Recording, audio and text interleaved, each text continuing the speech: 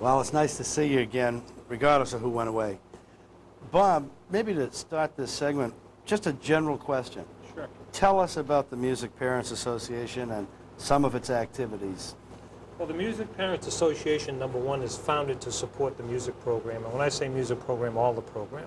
From the marching band to the color guard to the chorus to the jazz band, all of it. And we do it in many different ways.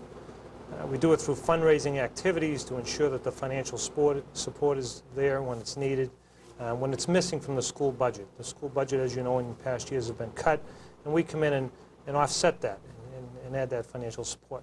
But more than that, there are things that have to be done when the band goes on the road or any of the groups go on the road. We have to help supply transportation. We have to help move equipment. We have to make sure the equipment is taken care of. And we have many different committees that do those types of things. And that's what we do. We get involved, we support those kinds of activities, and financially and both working with the kids and doing financial support. Dan, what kinds of things can you do through the help of the Parents Association that you wouldn't otherwise have? I'm thinking of some specialists or consultants that come in and work with groups, but you'll know a lot better than I do. What kinds of things does the association actually provide you? Well, the association has provided money for consultants to come in and work with a marching band, with the show choir, with the color guard, and it really helps. The days of one man doing a marching band program with a high school are gone. You just can't do it with one person. You need a support staff, and music parents have been very, very helpful in providing that for us. How many members, Bob, is typical or a typical year in the association? Well, if your child is in the music program, you're automatically a member of the Music Parents Association. Whether or not you choose to attend the meetings and support it is your decision. Bob, how many people go to meetings? We have an average at a meeting of about 50 parents, which I think is a good turnout. I think it's excellent. We have a working group of about 50 to 60 parents that really get in. Right now, on the program we're working on now with the circus, we probably have about 15 or 20 people on the committee, which is good because, as Dan says, no one person can do it all, so we spread it out. One of the early programs that was shown on Channel 2 by Continental was, if I'm not mistaken, an appreciation night for the musical, the students. That's right. I keep wanting to say musical students. For the students who participate in musical programs. I have it in mind that you organized that. Can you tell anybody who might have missed that a little bit about that program? Well, the students had had an exceptional year. They'd gone out and won some competitions in the toughest of circumstances. I remember when they were down in Walpole in one competition, they were out competing in the pouring rain and 3 inches of mud, and they walked out of there with the first place trophy. They just had an exceptional year, and myself and my wife Linda felt that we wanted to try to do something for the kids over and above what they were receiving. So we contacted some of the local state officials, State Senator Kirby, Congressman Donnelly, and asked them if they'd be willing to come to an event where we'd show a night of appreciation. And we wanted the community to have an opportunity to come in and see their kids and their students perform and receive this appreciation. So we called it a night of appreciation. We invited the dignitaries, the Board of Selectmen, and I was amazed at the response. They received all types of citations and a flag from Congress and all types of things. It was just a beautiful night. Made you feel good, I imagine, to I put got that goosebumps. together. Sure. Kids make me happy anyway. They're a good group. Well, tonight's floor director, Paul Rando, tells us we've got another call. Let's see what this one is. Good evening. Welcome to Common Talk. You have a question or a comment? Hello, Peter. This is Rex Bombay, the famous. Hi, Rex. How are you? How are you? Good. I want to commend the men on a fine job they're doing, Peter. And I realize that school is out now, but what I'd like to propose is perhaps they'd like to put an assembly together of some of the band members and perhaps make an appearance on my program. Well, first, Rex, it's all right to call you Rex, isn't it? Feel free, Pete. Feel free. Okay. In case Mr. Lasdow, Mr. Simpson should have ever missed about this show, this comes on Wednesday night at 9 o'clock. It's live. It's done in the studio. And what do you say? Does anybody want to put a musical program together for this Rex Bombay show? Well, it's a little difficult during the summer because the students are all spread far and wide with the summer vacations and work and so forth. But one of the goals for the program for next year is to provide more performances, more exposure to the town, to the community service type programs, and using the cable system, the cable TV network, is one of the goals that I'd like to implement for next year. So there's a chance, a very good chance. Caller, do you want to add anything? Well, Peter, we'll just keep our fingers crossed and let's say that there was plenty of notice up until maybe have some time to prepare for this, but I'd really like to have them on, and if they could see their way clear, I think everybody could benefit from it. Well, I'm sure that's true. It's practically the same opportunity as a trip to Washington, isn't it? Certainly is. Or Avon, Mass, Peter. Right. Okay, thank you, Peter. Good night. Carry on now. I think that we're going to start taking polls. We're going to start doing ratings to find out who's watching the show. But obviously, when a top-flight television personality like that calls this program to take advantage of our audience to get ready for his program, then certainly people are watching us, I guess. I'm just so thrilled by having that opportunity. I'm not quite sure where I was. Bob, as a parent and as an active member of the association, as the organizer of that, you've kind of told us why you get involved. Why do you think parents participate in an organization like the Music Parents Association? Well, you know, up until yesterday, I would have been very blunt and said to you the reason they're there is because their kids are there. But yesterday I received a phone call from a lady who said, Bob, I don't have a child in the music program, but they're doing such wonderful things. I want to help too. I think a lot of people get involved now because they love music. They see our program moving along rather well, and they want to be part of it. And they want to help support it to ensure it's there tomorrow. Does that mean that it's not a requirement to be a parent of a student in the schools to be a member of the association? That's right, and I want your listeners to know that. Anybody that wants to come out and help support this program, we'll welcome them with open arms. We'd love to have them. Okay. When will you be there? Do another promotion. When do you meet? How does a person get involved with the Music Parents Association? We meet the first Tuesday of every month at 7:30 in the high school library. And it's usually posted in the paper. You're kind enough to do that for us. And if they want to get involved, they can call me at my home. My phone number is listed, and I'd love to talk to them. Do you meet during the summer? No, we usually adjourn during the summer, but we have boards of directors meetings during the summer so we can prepare for September. So to help anybody who might be interested, if one wanted to get involved now, should call you and be prepared to attend the first meeting in September. Yep, September the 9th. I have to ask something like this, though, Dan. Does having such an active parents association cause problems for you as a school department administrator from time to time? It's another night out, I'll tell you, but you couldn't do without them. The pluses outweigh the minuses by far. The association is just so valuable to the program, and they're such good people, and they care so much about students and about education, and it's well worth it. Do you ever get a phone call from a parent who says, now look, I want my child to be first trumpet or something like that? No, not usually. Don't get that kind of pressure, but did get a phone call regarding a parent looking for their child's band uniform so they could have a picture taken this week. And it's in the cleaners. So they have to get out of town cleaners and get it out, I guess. Bob, we're going to talk about the circus as one fundraising example, but fundraising is, of course, a major problem for the kinds of programs you want to conduct and to sponsor. What are some of the fundraising activities that have succeeded in the past?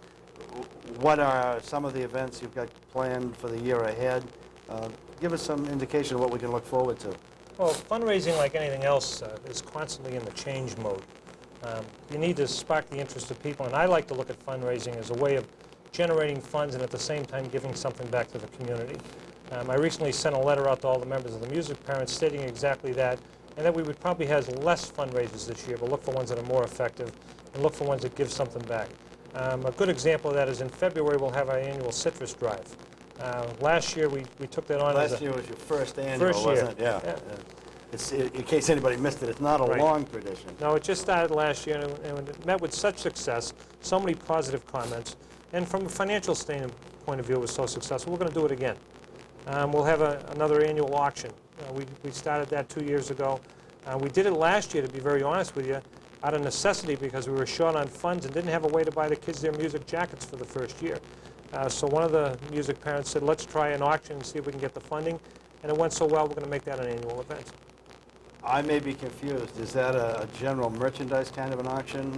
Was that the art auction? No, this is an auction where we ask everybody to bring anything they're not using and bring it to the high school and put it in the gym, and we'll auction it off.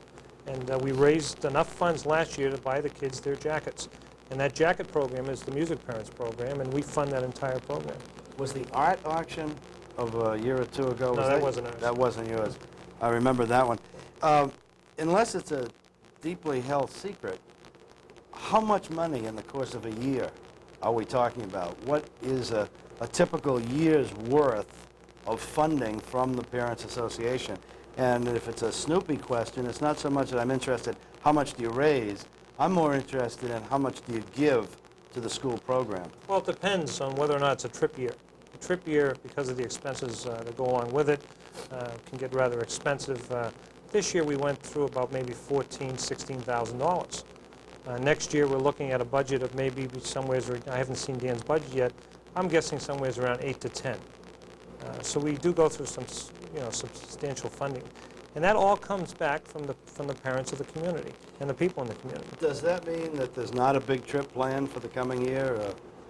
What we try to do is every 2 years do a major trip. So next year would be the off year, and stay close to home and concentrate on those community service projects I mentioned. I'm sure that some projects realize a lot more money than others. Sure they do. My intuition would be that the Citrus Drive was probably pretty successful. You say you're going to repeat it. Is that a kind of an activity where there's rather limited effort and good return, or is there a lot of effort involved? And I'm not interested in selling the Citrus Drive to some other organization, so if you're another organization, the Citrus Drive is the music parents, okay? But was that, We can, what's a good one?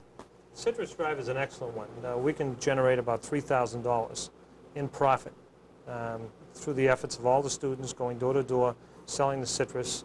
And we sold last year a 40-foot trailer. Now that's a lot of citrus. I found that out when we unloaded it the night before the sale. Half the trailer was grapefruit and half the trailer was oranges. But it's a lot of citrus. But the community responded. They bought that amount, and we knew that before we ordered it. And by the way, I'm one of those. I bought the large box of oranges and the large box of grapefruit, and that fruit was really outstanding.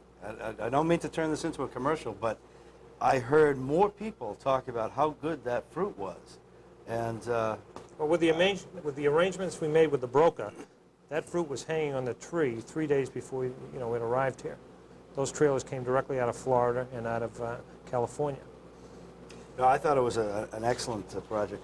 What about the Fall Festival? Now, haven't you participated in that for a few years with the sports parents? We have, and to our disappointment, we've met with the sports parents, and they're not going to go through that again this year. And the big issue is liability. It's become tougher and tougher to get insurance to put on that type of an event.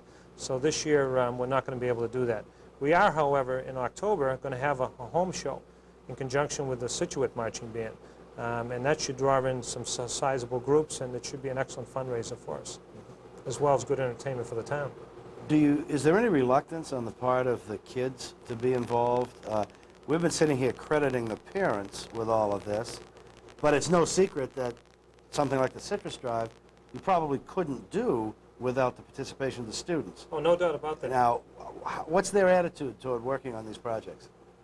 I think we have some very realistic kids in this community, and they realize that some of the things that they'd like to do, they couldn't do unless they help raise the funds.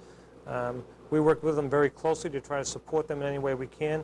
But Pete, your point's well made. Without the efforts of those students and those kids, we could never do half the things we do. And my daughter's out there knocking on doors right along with the rest of them. Is it like getting, Dan may also have an opinion because you observed this whole scene, is getting a music student to go door to door to sell citrus like getting them to pick up the room or mow the lawn, or is it something they do maybe more readily? I think it has a lot to do with their attitude overall, and that's an area that we really emphasize in the music program, and it's one of the most important areas over and above talent. If you have the right attitude, you're going to do very well. And that attitude just filters right down to the fundraising activities, to all of the task-orientated jobs, and the students do very well at it. They understand, and it carries through. And as a follow-up to that, I don't know, I sit here and I ask these questions and I make judgments and draw conclusions, and I'm probably wrong more often than I'm right. You are in the schools daily during the school year. It seems to me in recent years there's been a tremendous change in attitude. It may have something to do with society as a whole. I don't know what the reasons are, but school spirit, if you will, seems stronger. Problems, we used to talk about vandalism and stuff, seem minimized. Do you feel as though the music programs and the involvement of the parents and the kids together and the pride of the successes, do you think that the music program really has made a contribution in terms of total outlook of all school children, school teachers too, maybe? Well, I think so. I think I can honestly say that this year I'm really seeing it in the high school where the overall attitude toward music and toward music students is much positive, much more positive than it's been. I think the students overall have a better self-image and they have greater self-esteem. They have more pride. And we performed an assembly program for the students at the Academic Awards Assembly. We performed 2 selections with our concert band on the stage in front of the entire student body. And it takes a great deal of courage to get up in front of your peers and perform. And our students did very well and were very well received by students and faculty. And to the point where when the kids finished up and they came off stage, they felt very, very good about themselves and about what they had done for their classmates. That's great. And in just a few minutes, probably 2, we're going to take a look at real clowns, and we're going to talk about the circus. And we'll do that right after this second crop of tonight's Words of Interest. Before we look at that tape we spoke of earlier, we do have a phone call, so let's see what it is this time. Good evening. Welcome to Common Talk. Do you have a question or a comment? Good evening. Yes, I have a comment. I'd like to talk to Mr. Simpson. Sure, he's right here. Go right ahead. Okay, Mr. Simpson. First of all, I'd like to say that I think the band program is wonderful, and we're all really appreciative of Mr. Lasdow's efforts and your efforts. But, you know, I think one of the problems you have with the band parents group is that it is kind of a closed cooperation. Now, I've had a daughter in the band for 3 years, and I've offered my services and belong to the group, and every time I've offered my services, I'm told by the older members of the group that everything's fine and they don't need me. Well, let me respond to that. I've heard that too over the past years. The group that has come in now, and when I say the group that's come in, I mean your board of directors, are convinced that we want this to be an open organization, an organization that welcomes everybody. If you'd be kind enough to call me, I'll find out who you are, we'll sit down, and I'll make sure you do get involved. We welcome everybody to be a music parent member, and we love to have everybody in the community be part of it. And I instill that in all the membership, and I instill that in my board of directors. So I think what you've run into is a past type thing. I think it's over, and I think we have a new spirit in the music parents, and I'd like you to be part of it. Well, I do hope so, and I do think there are many parents that feel the way I do. We would like to help, and we'd like to be part of this. And thank you. Thank you. And thank you for your call. Now, as we said, we've got this tape that we did yesterday. Dan, were you going to say something? No. Oh, okay. And I selected this particular jacket because I thought it would fit right in with clowns. So I'll be the one with the necktie and the microphone. Now, what we looked at yesterday, what we did yesterday, Bob Simpson, his wife Linda, arranged this. It was obviously to promote the circus and to promote ticket sales, and we're going to try to do that too after we look at the tape. But we were down at the Family Y on Plymouth Street. All the campers, and I would say, Bob, there must have been 250 or 300 of them there. Easily. A beautiful facility, by the way, if you've never visited and seen the camp in operation. Beautifully behaved campers. Took a walk to the back part of the fields down there, and 2 clowns, Bobo and Bobino, from the Roberts Brothers Circus, did a magic show, did a clown show. We also had Dana Chase with us, chairman of the Board of Selectmen, who signed a proclamation and presented it to Bob, declaring July 23rd to be Circus Day in East Bridgewater. And then we're going to let the clowns tell you about the circus, because quite frankly, although Bob has met with them and visited with them, I think probably Bobo and Bobino know more about the circus than we do. They're the experts. So let's listen to them now on this tape.